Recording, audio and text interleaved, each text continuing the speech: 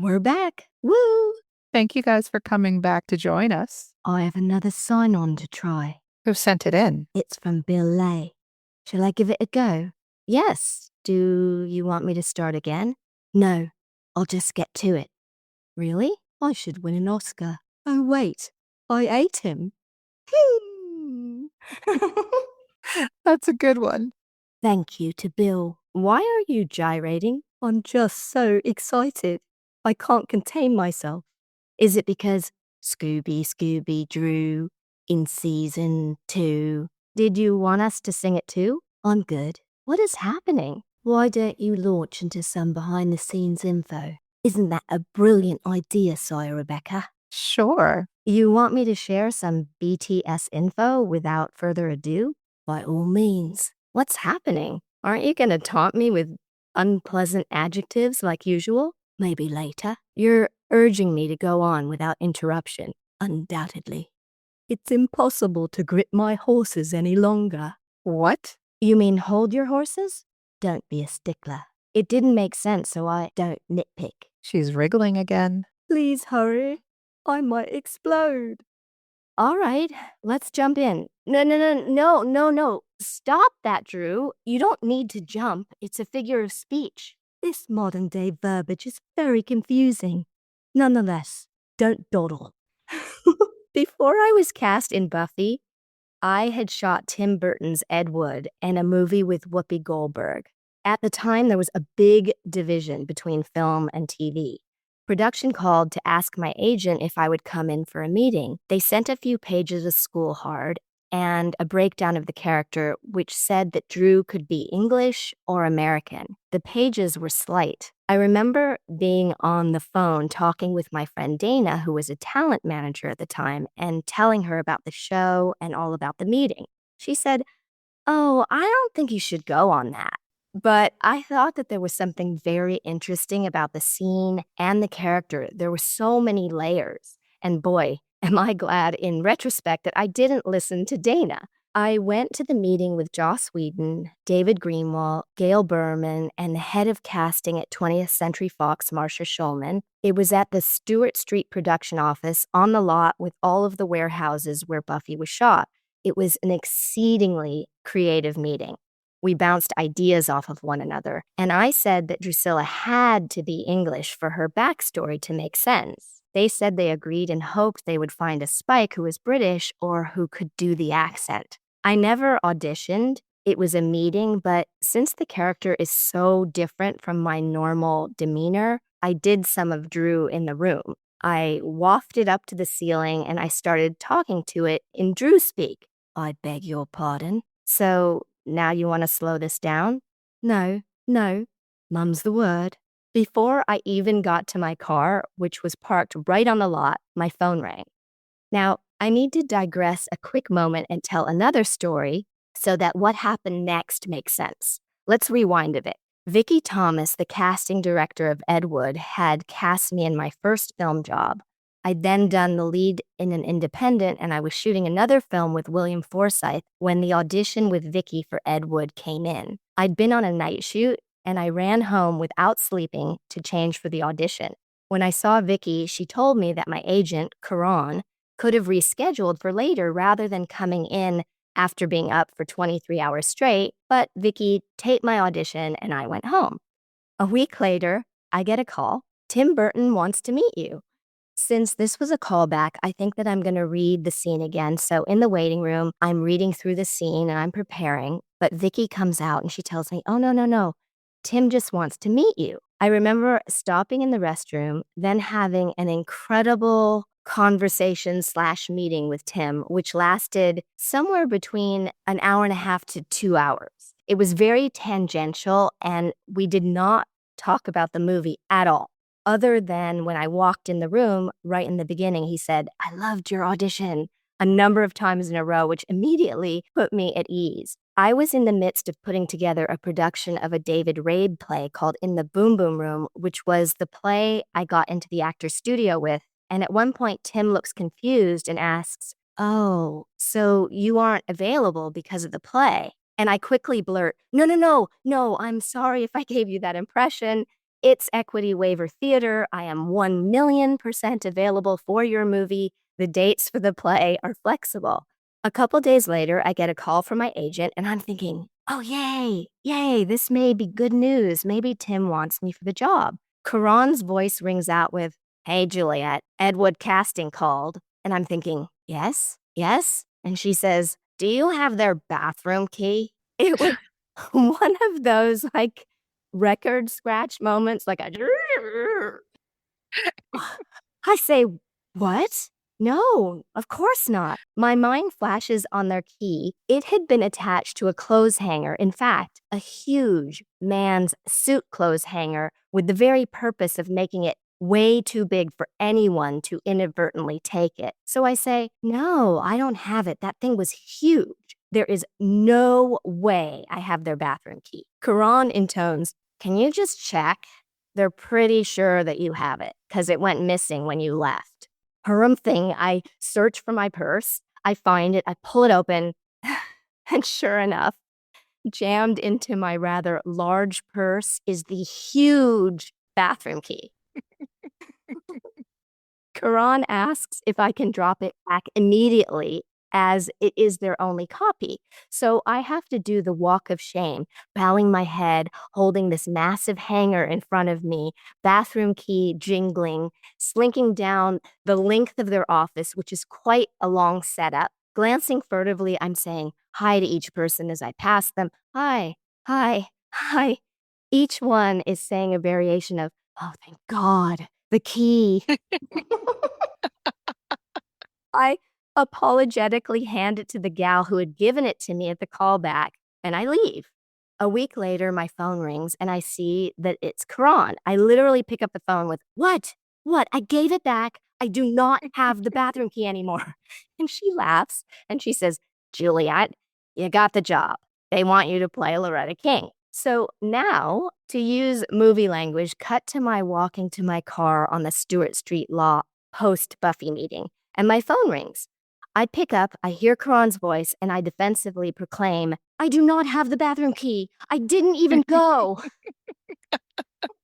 She laughs, and she says, we need to get past this bathroom key trauma. And then she goes on with, they want to hire you to play Drusilla. And I ask, wait, what? Are you sure? I haven't even reached my car yet. I'm not even out the door hardly yet. And she assures me, yes, they made the offer. And I was very, very excited. Synopsis.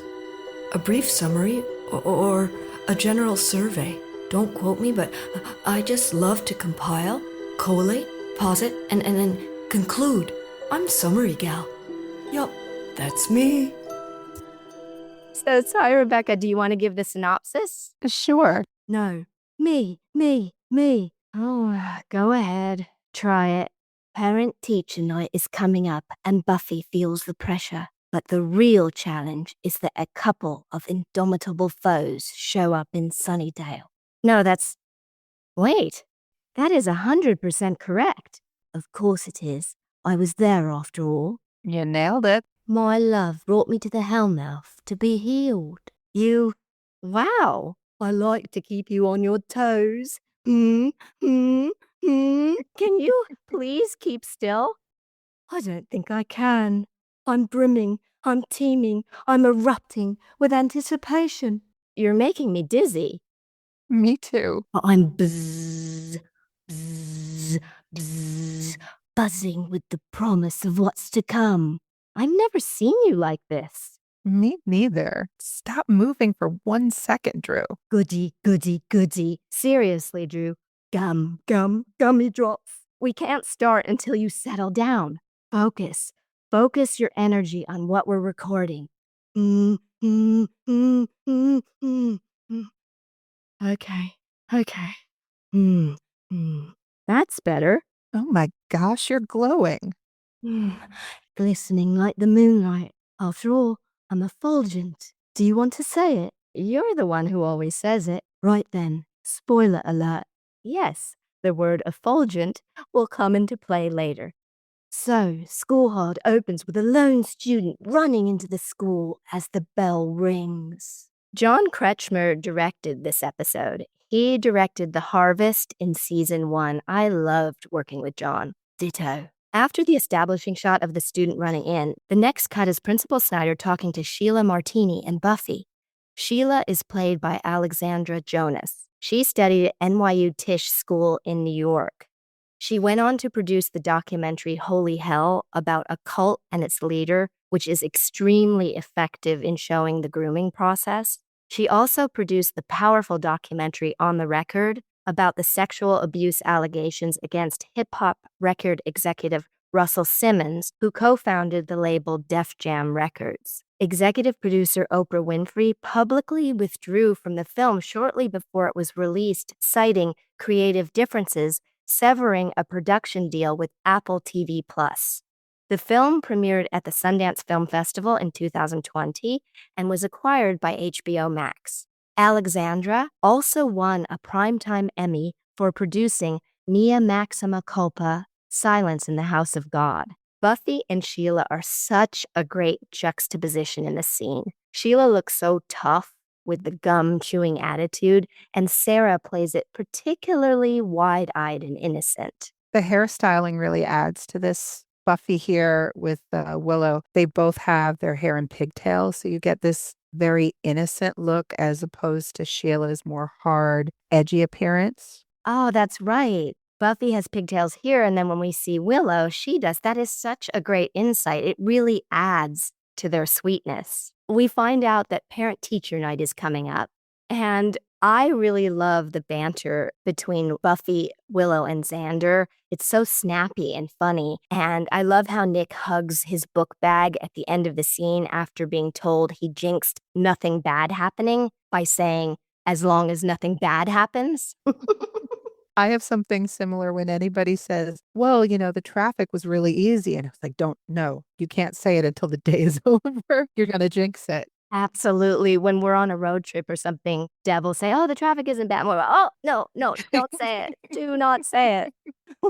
Ooh, ooh, ooh. Then our car crashes into the Sunnydale sign. The first thing anyone sees of my Spiky is his boot. I was catching a bat nap in the back seat. What's that? A catnap for vampires. You have to realize I nearly died at the hands of an angry mob in Prague. So I wasn't my usual winsome self that night. Winsome? Yes, winsome. But I hadn't won any in Prague. I love those combat boots Spike had, and the 1959 DeSoto Firefly convertible we lifted at the Cali border. This was actually shot right near our trailers. Shot, schmott. Are you gonna say it? No. No? Fine. Spoiler alert. This is the same space where we shot the playground in Lie to Me. The music for this entrance is very punk rock, as it should be, and a great entrance for James, Spike. A very memorable entrance. Car, the boots, the cigarette. Oh yes, my dashing prince. After I was cast, I was paired with the final choices for Spike. It was interesting because I witnessed another actor costing himself the job. He was a tall, dark-haired fellow who looked a bit like David Boreanaz. He was good-looking, and he did a great reading, but he showed up 35 minutes late, and he didn't apologize. Things happen, so if he had said he was sorry and explained what had transpired, he may have been considered, but everyone discussed it, and they said, nope. We cannot take the chance. On sets, the old phrase, time is money, is true. Every second costs production. Delays are expensive. I never saw that guy in anything. He was handsome and he was talented, but perhaps he cost himself the job at every turn, at every audition. When James came in, we had an immediate acting chemistry. He came in with a Southern accent, and they told him that they wanted Spike to be English, and he switched on a dime and became the Spike we all know and love. My eternal dark prince. The audition scene was the first scene that we have with the Anointed One. Rather than talking to him as the script was written to indicate, we played the scene as if we couldn't take our eyes off one another. After the licking bit, we kept getting closer, like we might kiss, and then we rested our foreheads together, and at a certain point we remembered we were talking to the Anointed One, and with joined foreheads, we turned out. James was cast, and the rest is history. Because we both come from a theater background, we got together and rehearsed our scenes every time. When we rehearsed our introductory episode, we discussed keeping what had happened in James's audition, being enraptured with one another, only remembering to address the Anointed One directly later in the scene, coming together, resting our foreheads, and turning out. We sussed out where we had done the head turn in his audition, we worked to recreate it, and we made sure to do so when shooting. Then, the really cool thing was that when the promos for the new season aired, they used that clip of our heads coming together, our temples joined, us turning out to lens, and the announcer said, "Evil has a few new faces." And it was just so great because it came out of what we call moment-to-moment acting work. La la la la la la la. What are you doing? I'm not listening to any of your nonsense. Acting schmacting. There's a little bit of a scene with the Anointed One and his vampires before James comes back in. You mean Spike? He has such a wonderful swagger. Well, we were described as the Sid and Nancy of the vampire set. I love that. But shh, don't tell Spike. I was Sid. He was Blondie Bear Nancy. I love James's line, "I don't like to brag." Who am I kidding? I love to brag. That was my cue line. My cue line. For season 2, we would get the scripts about a week in advance. James would come to my house and we would work through each episode. We came to set with all of these ideas, including blocking. Blocking is our movements in the scene, which most of the time was used because it was kinetically working and it saved a lot of time. In TV or independent films, the schedule is fast. Often actors feel like they figure out the scene after it's been shot. I never want to feel that way. Preparation so that you can be alive and explore within each take makes it really, really fun. We also had table reads with the whole cast, which were so productive. These things helped us to apply our craft when shooting. Don't know what you're on about. Craft, schmoft. That's okay. I never know what you're on about. In the first scene with the Anointed One, when James turns his head and morphs from vamp face to regular face, we see that Drew brings out the soft side, the human side, the loving side of Spike. Drusilla's music box theme is established. Ding, ding, ding. That music would pop up and follow me anywhere I went. Really? What do you think? I think Michael Gershman did really beautiful lighting in our introductory scene. And I say, look at all the people. Are these nice people? True. I talked to Spike about feeling the Anointed One's power from the outside. Then I say, do you like daisies? I plant them, but they always die. Everything I put in the ground withers and dies. The way I wafted up to the ceiling while saying this is what I did in my first meeting. Schmeeting. James giving me his jacket when I say I'm cold illustrates a lot about our relationship. This is what I mean whenever I say that behavior communicates volumes. This shows that we're connected. He takes care of me.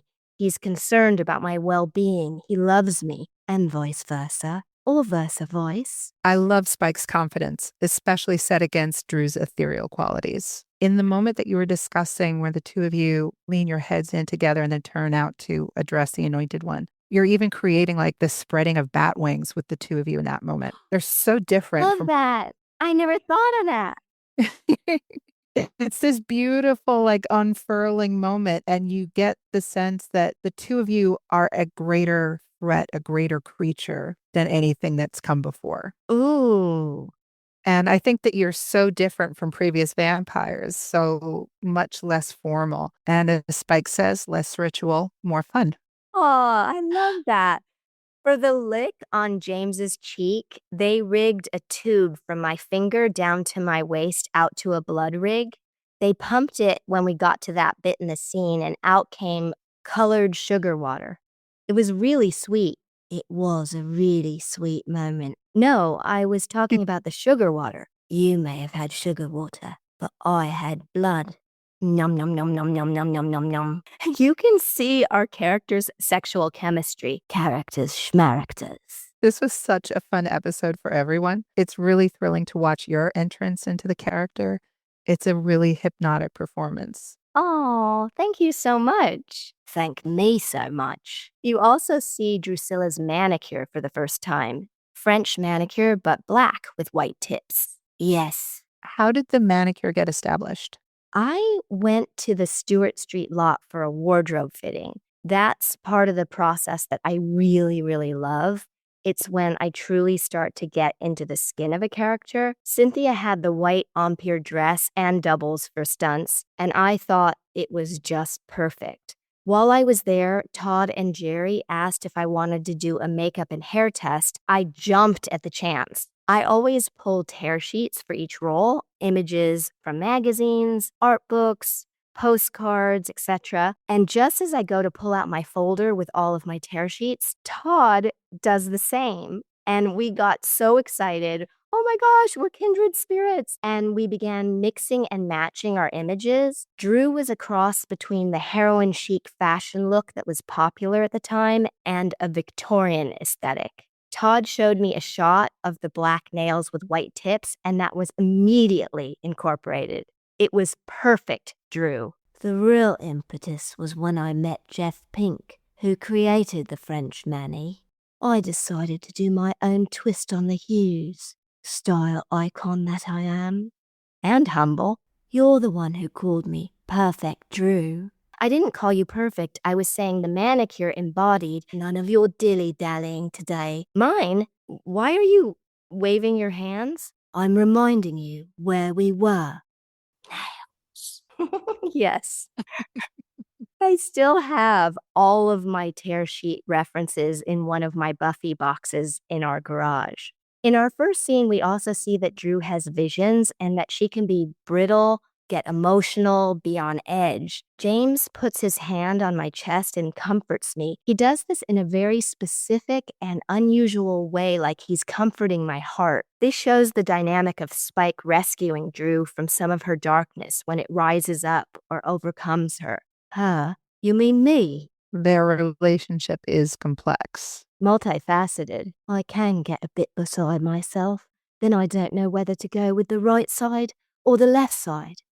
Maybe that's why you get sidetracked? Although, miraculously not today.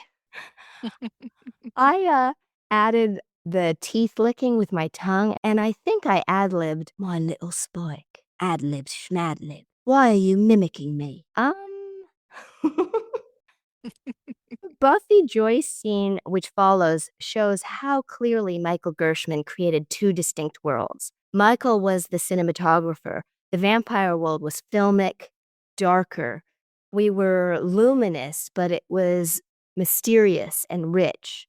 And then the daytime world was bright, colorful, flatly lit, and poppy.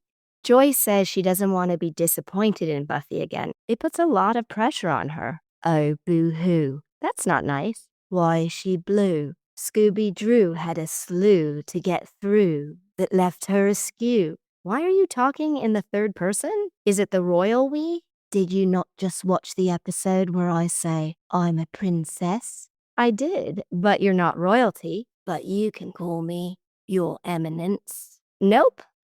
When Buffy opens her drawer, we see holy water. Holy moly. And brass knuckles. It's the physical manifestation that illustrates she has the weight of the world on her shoulders and is under pressure. Crimea Lake. It's Crimea River. That too. Sarah is really good at communicating the sadness and weight that comes with being the Slayer and keeping that secret. At the end of the scene with her mom, she's framed in the mirror. She's boxed in. The beginning of the scene starts that way also with another mirror. And therefore, it's also about reflection. What is seen and what's not seen. Joyce doesn't know and doesn't see what Buffy is really dealing with. Surprise, surprise. Sheila is a no-show for making the banners and prepping parent-teacher night. Willow explains that she goes to a badass bar called the Fish Tank. Sorry, Rebecca, did you notice what Willow is wearing? No, I didn't. Ooh, a Scooby Dru t-shirt. What? No, Scooby Dru. Yeah? What? Not Drew. Do. Do what? Here we go again. Giles's exposition in this episode explains that Saturday is the night of St. Vitus. Buffy covers for Sheila, then Sheila enters hungover. I think Alexandra plays the hangover really well. Her entrance with the hangover mirrors her entrance after spending time with Drew. The show does a lot with these visual parallels. It does. And great observation with Sheila's entrances. She calls Snyder a rodent, and Armin does play his character a bit like a rat with rat-like characteristics. By the way, we are going to dinner with Armin, his wife Kitty, Harry, who played the mayor, his wife Dawn, and Ken, who played Principal Flutie, and his wife Patricia, tonight. I'm looking forward to it. It's going to be super fun. Sheila asks Buffy if she really burnt down a building one time, and Buffy says it wasn't one time because the abandoned science building was also just burnt down in some assembly required. Do you know who the band is at the Bronze? No, I don't. Nickel. They perform 2 songs. Do you know the songs? No, what are they? They are 1,000 Nights and Stupid Thing. Stupid Thing is playing when Spike first sees Buffy.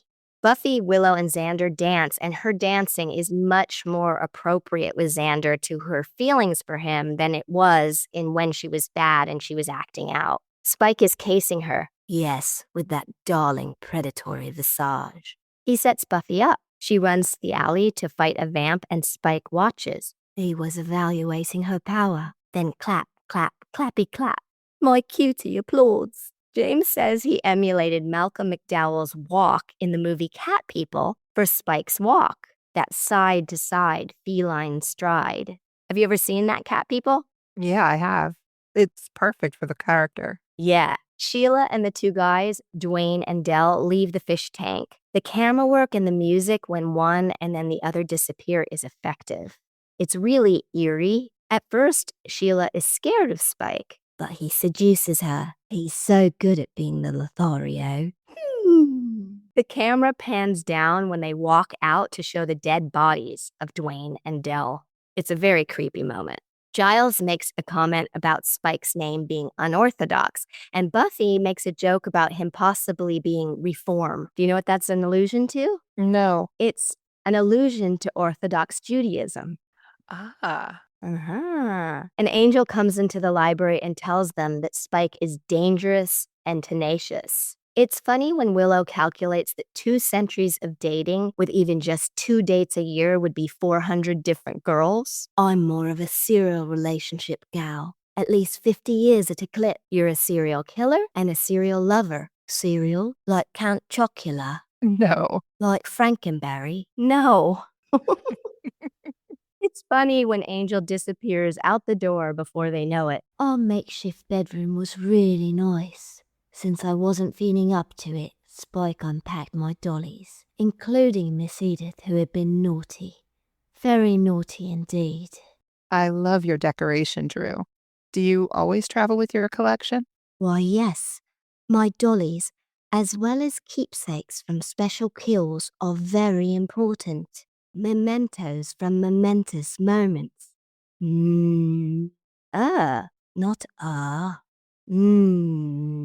If you say so. James and I got into that set early. During lunch, when no one was there, we started rehearsing the scene. John, the director, came in and told us where the camera would be, and we organically found the blocking, which is where we move. It was like a dance where it came so naturally, our bodies melding and working off of one another, so that we started at the table with my dollies, almost danced to the bed while Spike talks about my needing to eat and that the Hellmouth will restore me. We kept the dialogue going as we folded into the bed. He then flips over me so that we're side by side, and I hear the chanting. I hear the chanting. A terrified bound Sheila is revealed watching us. I guide Spike to go up to gain the Anointed One's trust. I get distracted by a dark thought about all of my hair falling out. My hair falling out. My sweet boy tells me it won't ever happen. The end with my feeding on Sheila is creepy. Yum, yum, yum, yum, yummy. Creepy. I'm going to go with Juliet on creepy. My prosthetic had actually been designed specifically to be more feline, pretty, and otherworldly than the other vampires. The topical makeup was exactly the same when I was in or out of vamp face. So, in other words, the same eyeshadow, the same lipstick, the same contouring, etc. Minion Juliet speaks out of turn. She's a bad example and will have less airtime today. Shh. Okay. I share your sentiment. Shh. Back at you. The light in the library looks like it's natural daylight streaming in, but it's actually not. That takes a lot of light and a lot of time to set up. It shows how much care was taken to make the show look so beautiful. Everyone's skin looks really creamy, too. Buffy makes lemonade with no sugar. Willow's expression is priceless when she tastes it. I'm certain it isn't worse than bad blood. You mean when people are at odds? No, drinking blood that's gone bad. Oh, ugh. Unappealing. Buffy is trying so hard to please and impress her mom. The goal is to keep Snyder away from her mom. Even without dialogue, Armin/Snyder finds the funny in his reactions to Buffy. Giles discovers in one of his volumes that Spike is William the Bloody, delightfully named for torturing his victims with railroad spikes. Giles's wiles find that my prince killed 2 slayers. I like Giles's wiles. It's catchy. To be continued. The missing scene that could have been in this week's episode. Sheila, if I make you a vampire, will you go after that cheerleader/slayer? I kind of like Buffy. She burnt down not 1, but 2 school buildings. So no to helping kill the Cali Valley gal? Her vandalism and wreckage of property alone, that's gotta earn her some cred. So no undead cred for you then? Hey, what exactly are my choices? Death or undeath? But this is tiresome, so death it is. Hold up. I mean, I already stay out all night partying. You never catch me going to sleep before 4 a.m. So what the hell? Won't be any different. Eeny, meeny, miny, mo. What are you doing? Letting fate decide. Is there another way? I suppose Miss Edith could decide. Cool. But she's been naughty. Miss Edith, shall I let you decide if Mummy keeps or kills Sheila? Let me untie that and turn you round. There. Thank you ever so much, Mummy. Bad girl. Have you learned your lesson? Oh, why yes, Mummy. I certainly have. Again. I beg your pardon. You know, you still don't look well. I am feeling very weak. Let me take another sip while you decide. Hold still, Sheila. Ah! Ow! Ow! Ow! Sheila, what strength do you bring to the vampire race? Ow! Is this a job interview? Of sorts. Bubblegum. Ow! I'll take an axe to Buffy. Very good. I'll be like, here's Johnny. Johnny? Ow! You know, like The Shining. Mummy doesn't let me watch The Shining. Oh, then I'll be like, here's Sheila. Lovely. Lovely indeed. Mummy, your food is turning grey. Stop eating and sire her. I'm feeling rather ashen myself. But right then.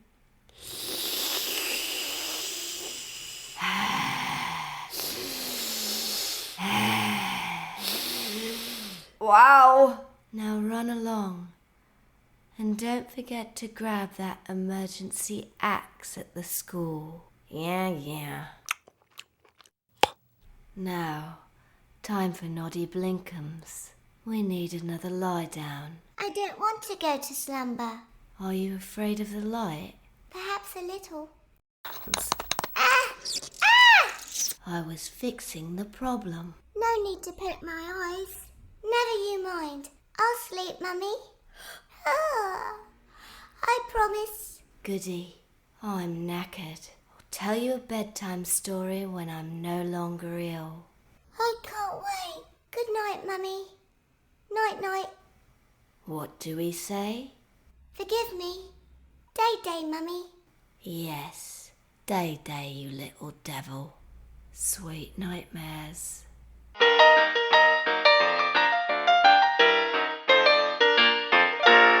If you want to be considered as a contender for this season's trivia battle, please email revampedpod@gmail.com. Yes, be sure to include your name, where you weigh in with your number of watch-throughs, where you're located, something interesting about you or something you think would be good to share, and Your social media handles. Let's get ready to Buffy!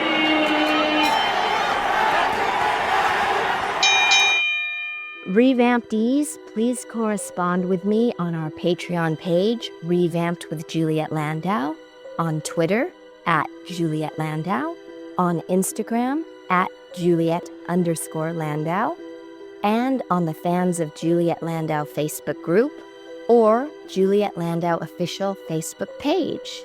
Patreon peeps to be read in the credits: Dave Hall, Fonnie June Kendall, Daniel Harbour, Louise Brennan, Brandon Key, Cameron Burton, Donnie Ruskin, Madeline Pruitt, Marion Stevenson, Antonio H. Gutierrez, and Bobby Pelham. It makes all the difference because we cannot keep making the show without you. Thank you. Thank you so much. Until we meet again. See you next time when we do it again. Do it again. Until then, rewatch, revamp, reinvent, and be remarkable you.